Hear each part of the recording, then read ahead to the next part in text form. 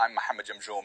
Ethiopia's Orthodox Tewahedo Church is one of the largest and oldest in Africa, but a split within its ranks last month led to weeks of unrest, divisions, and restrictions for social media users. And the fallout could still have ramifications for the church itself and the country. We have a lot to discuss with our guests, but first, this report from Katya Lopez Hodoyan.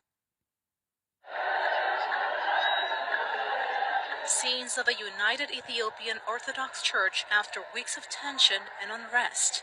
Visuals like this one in Addis Ababa are a show of strength for one of the oldest Christian bodies in the world. The crisis began when a group of rebel bishops created their own assembly in Oromia region, saying they face discrimination under the church's current system. They say their culture and language have been consistently ignored by the religious hierarchy. Accusations the church leaders have denied. A set of Oromo archbishops and bishops who broke away from the Orthodox Church, and then the Oromo regional government was actually helping those breakaway bishops essentially take over the Orthodox Church and put their people in place. Violent protests followed between supporters on both sides and security forces.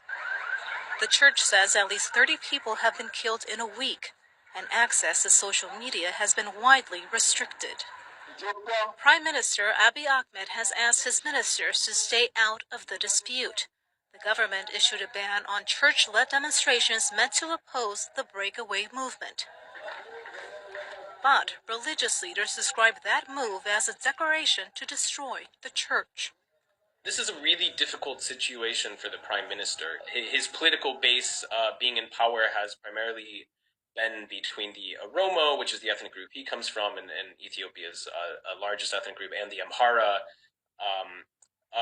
which has dominated the Ethiopian Orthodox Church.